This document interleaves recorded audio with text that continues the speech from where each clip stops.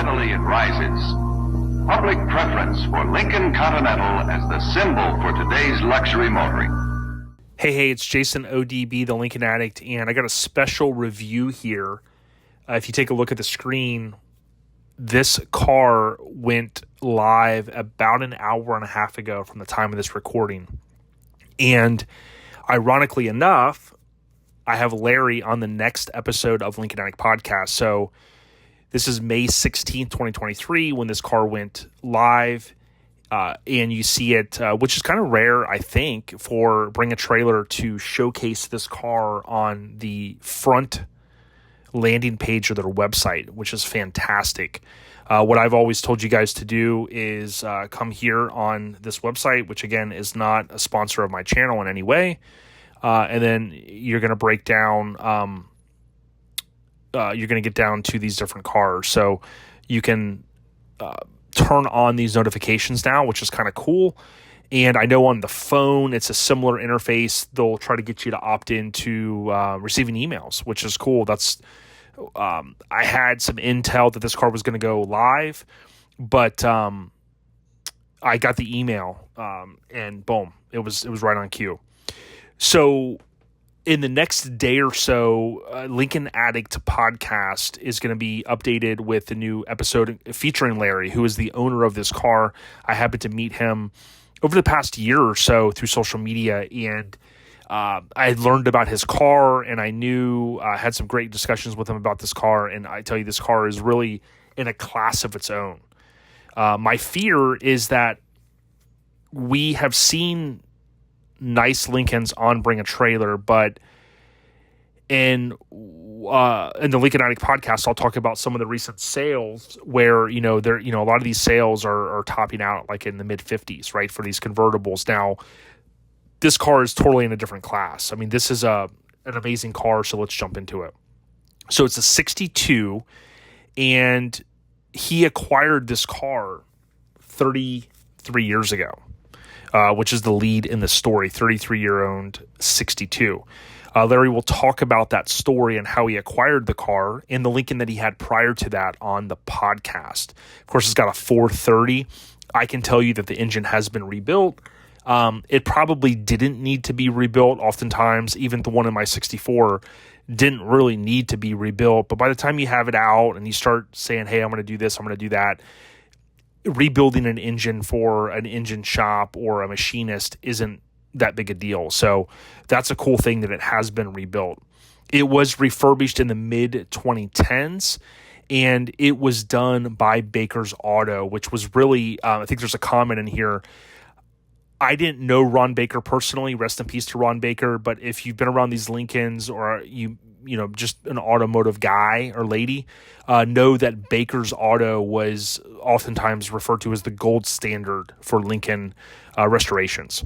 It's got the 14-inch wheel covers, aka hubcaps, and he does have a push button radio with Bluetooth connectivity. It can be hidden. There's speakers that you can easily take out. This car has received a first place primary class 217 award along with the Lincoln Trophy at the Eastern meet. My understanding is, boom, it's a 100-point car. To have a 100-point car judged, if you will, by your peers in the Lincoln community is not easy. So this is a very, very nice car. He kind of goes on here to say a little bit more about it. I know the car was at this Lincoln Motor Car Heritage Museum Centennial Homecoming. That was back in 2022, and he has photos possibly in here as well that I've seen that where the car was at the event. I mean, it just really looks stunning. It's offered with Refurbishment Records, a magazine in which it was featured, car show awards, and a Pennsylvania title in his name. It did come in factory platinum, which is the N code. The car was repainted in the same color as part of the aforementioned refurbishment in 2017. So they said the 2010s, mid-2010s, but it was kind of 2015 to 2017 was my understanding. The seller reports in June 2021 a rust bubble on the right rear wheel lip, along with rust on the interior of the right front door panel and a chip. Very, very minor things. Additional work was reportedly involved, replacing the power-operated white convertible top, aligning the doors, and refinishing the chrome. This is stuff that you just don't see people do. And primarily, you can imagine someone owning a car this long that's a Lincoln fan. He loves this car, and he's just taken it to the level that you just don't see people do oftentimes, unless they're really entrenched with, the car that they own. Further exterior details consist of a left side mirror, quad headlights, reverse hinge rear doors, all kind of the copy-paste type stuff. The convertible top and deck motor are said to have been replaced. I know that they were. The system's hydraulic lines, deck solenoids, and rear deck cylinders were replaced. So, again, this thing has had everything done to it. I mean, it's a very nice car. 14-inch wheel covers. It's got 235/75 Coker American Classic narrow white wall tires, power-assisted steering, of course, and four-wheel drum brakes. Disc brakes did not come in on the front of these cars until 65. The cabin houses the bench seating, wood grain trim, so you've got this beautiful, beautiful interior in 62, one of my favorites. The left side kick panel is inoperable, and the air conditioning system has been converted to the 134A. I think he was talking about the speaker, I believe, there. The 120-mile speedometer, a clock with the quartz movement. I think quartz was the upgrade. Don't quote me on that, but I'm pretty sure I often see quartz tied into the clock.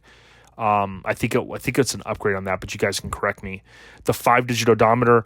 This car, I believe, when I was editing the podcast, I think Larry said he put like 15,000 miles on it.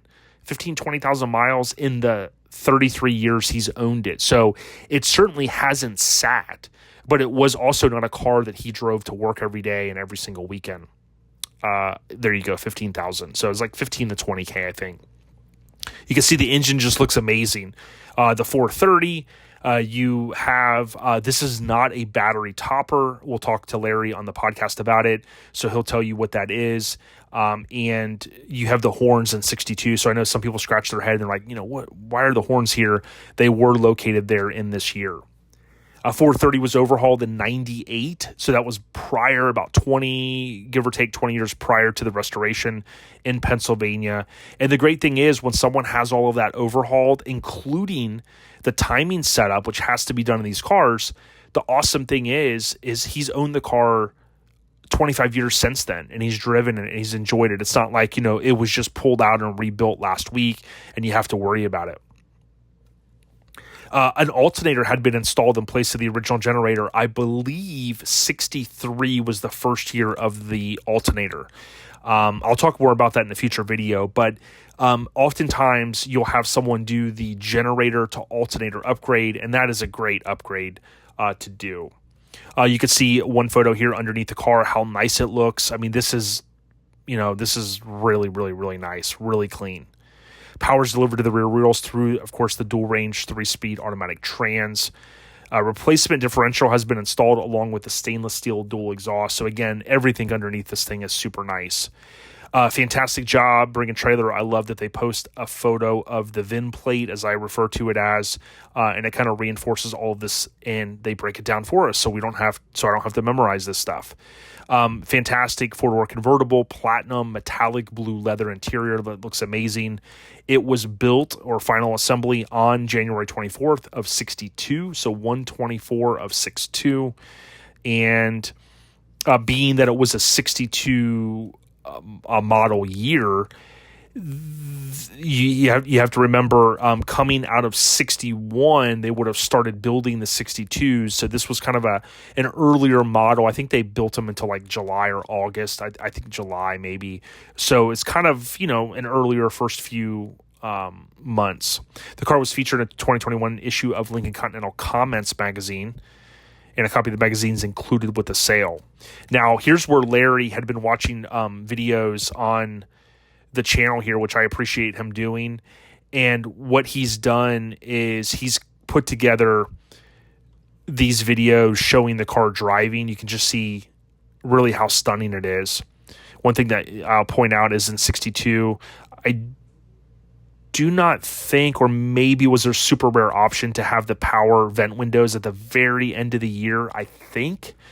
I know in 63 it was an option, but you can see that those are the manuals and that is normal there. But this interior, I tell you, whether you like blue or not, it's hard to look at this interior and say, man, it's not classy. I mean, it is just really, really on point.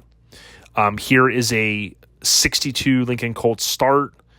And I mean, look at the amount of detail that he goes through, kind of showing what the temperature is on the engine, kind of showing you that he didn't go out there and pump the accelerator multiple times or whatnot, or that he didn't, just get back from a drive, rather, is probably a better way to say it, and started it. So he kind of shows you that. And again, I'd encourage you guys to go watch these. I typically won't play the sound, not that there's anything copyrighted in here, but and whatnot.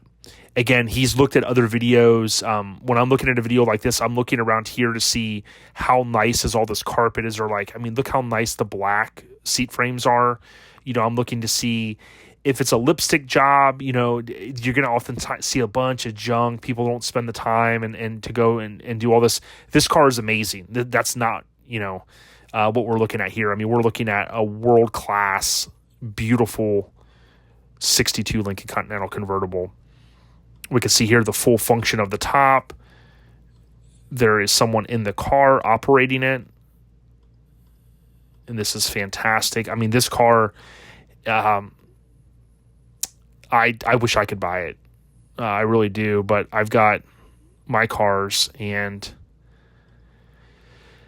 even though I'm the Lincoln addict, sometimes my dad used to say every man needs to know his limits. He's got the wheel chalked here. Pretty cool. Just in the event. Now, 62 isn't as prone to jump in reverse. I don't think I've done a good enough job of reinforcing. 64, 65 are the years that are really bad, where they're known to jump in reverse. But it can happen in the 61, 2s, and 3s. So I love the precaution to kind of chalk the wheel. You can see the windows working here. And again, I'm going through these very quickly. Certainly, I would suggest anybody that is looking to buy this car, go back and study these. You can see there, boom. He's showing that he's operating it from the front there, and then he's going to show the auto drop. So he's showing it's working from the front switch, and he's showing you that the auto drop works there, which I jumped out of it a little bit premature there.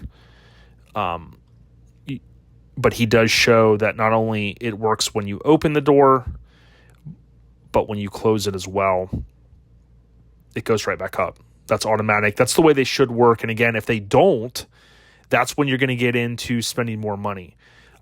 Here is, I'm just going to summarize these, the passenger rear window operation, the top up walk around, top down walk around, front left turn signal, front right turn signal. I mean, the OCD on this post is amazing to me because, again, it's showing how beautiful this car is. So being that there are these photos plus 481, I'm going to kind of summarize what I'm seeing. This car being that it's been restored, let's say 6 years or so, Larry will talk about on the podcast how long it took for this restoration. This car is really stunning, and I think it's like kind of in a class of its own.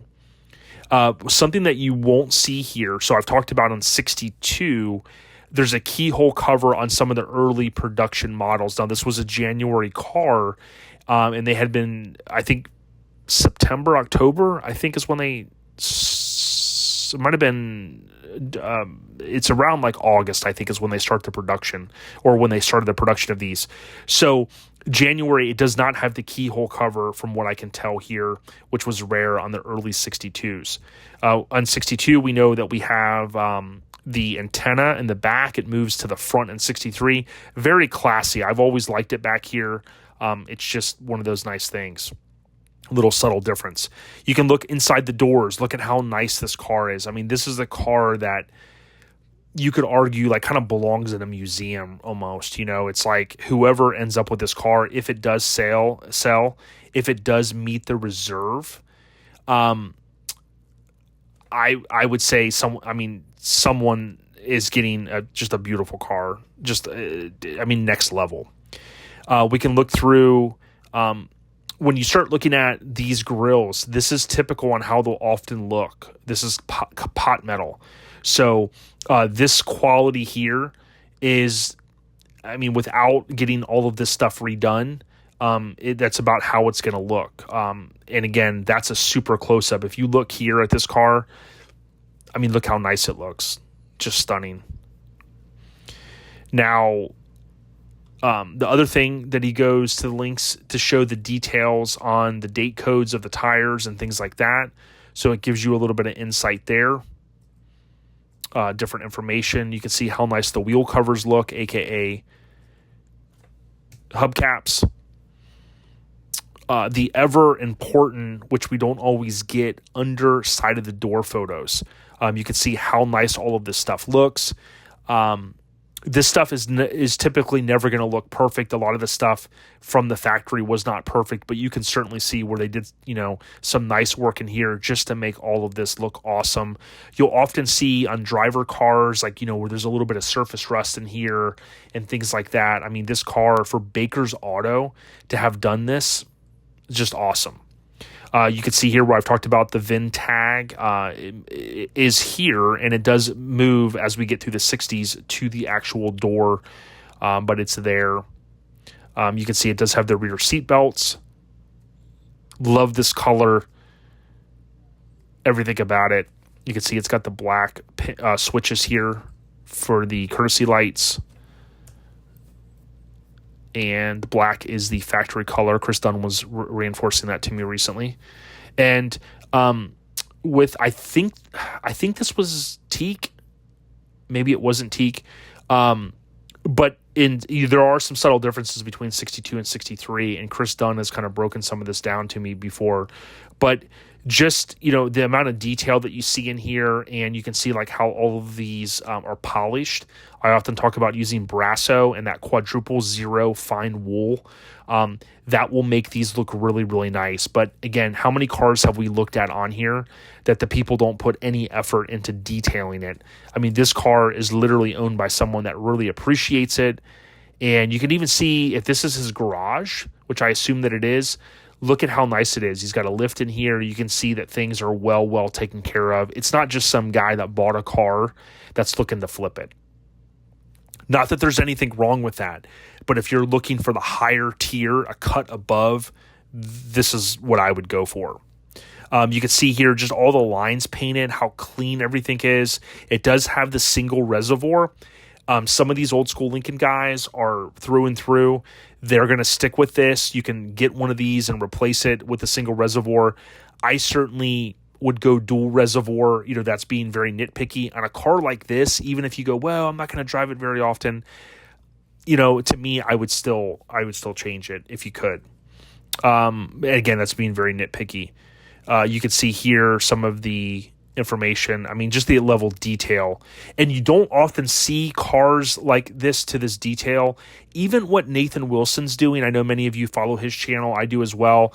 Nathan's kind of doing restorations a totally different way. He's got a different approach, and there's nothing wrong with that. But if you're looking for a car that is as nice, if not nicer than when it left the factory, and it has that factory appeal, with a few subtle upgrades, again, Bluetooth hidden in the glove box and things like that. Certainly, it's got a few upgrades. For a Lincoln guy, a Lincoln Continental Owner Club kind of old school guy, that's saying a lot. That they're willing to kind of do some of that customization. But to get a car like this that is so nice, that is so well taken care of, it's just really stunning. It's like next level. And in some of these photos, you could go, well, I'd get in here and detail this more. Certainly you definitely can. But, if you looked at these cars as much as I do, you typically don't have trunks this nice, unless it's someone that's really, done a custom job on a car. These stock cars aren't typically this nice. If we look underneath here, we got the ever undercarriage. And again, if Baker's Auto, which we know they did the restoration, you start to see how everything is nice and painted black. You can see everything is really, really nice underneath here. Not seeing anything that sticks out. I would encourage you to go look at these photos. I know, yes, I am going through them a little quick. I've seen a bunch of these cars. I've got a super nice 65. I mean, this is as nice as you're ever going to see them. You know, typically all these cars we look at, they have nasty leaks. Even when they're rebuilt, it's hard to seal these engines. It's hard to seal the steering pumps. It's hard to keep all of this stuff looking this good. And what you're looking at here is one that has done a fantastic job of making it look nice. Here, again, you can see some of the awards. We can see this does look like a home garage, which is fantastic. And it's showing all of some of the paperwork and whatnot. This is fantastic. How awesome is this? Showing the AC blowing out. I mean, who does that? Not many people on here. You can see the magazine, some of the other things that come with it. Now, I do believe, you can see right here, total paid. Look at this. With the amount of money, parts, $41,000. He mentions this on the podcast. Total, $186,000. They, I think, had so many hours in it. What they did was they stopped charging him by the hour just to help him out, because I think this restoration went to the next level. And you can see right there, that's next level. You do not see that. I've seen some of these cars go for $300,000. At an auction a few years ago, there was one that went, this car blows that car out of the water, that went for $330,000 or something, in my opinion. I mean, this car is like next level. Will someone get it and drive it? I don't know. Will someone get it and put it in their collection and drive it every once in a blue moon? Maybe. But if you've got the money and you're looking for one, this is a nice one. These cars are often never perfect. You know, TC always tells me they always need something. But if you can get a car this nice, that something is very, very minimal, if anything at all, which is super rare, then start with the best if you've got the money. There's a link in the bio, or excuse me, there's a link in the description to the auction, or go on bringatrailer.com. Again, I'm not paid by the seller whatsoever. I am not paid by Bring a Trailer. I'm just doing this out of the goodness of my heart, if you can believe that. And Larry did a nice little write-up on me, and I figured I'm going to showcase and give you guys the real deal, if you will, on what I believe and think about this car. He hasn't really done anything to sway my decision other than coming on the podcast, which you guys will hear in the next day or so. So check out LincolnAddict.com for ways to listen. You can also go to just Google Lincoln Addict podcast and boom, check it out. Let me know what you guys think. What did I miss? I know some of you are very, very up and up on these cars, and you've pointed out things in the past that I've missed, or just various comments. And I, believe it or not, I appreciate that. I love the discussion in the comments. And I can't thank you guys enough for all the support and listening to me ramble on for 25 minutes or so. Larry, I wish you the best of luck with this car. If someone ends up hitting the reserve and it goes to a new home, I hope it goes to a great place. In my heart, I hope this car is not customized. I think it is too nice of a car. And maybe Lincoln will step up and buy it. I would love to see it. I would love to see it. Take care, everyone. Stay on the rise. We out of here.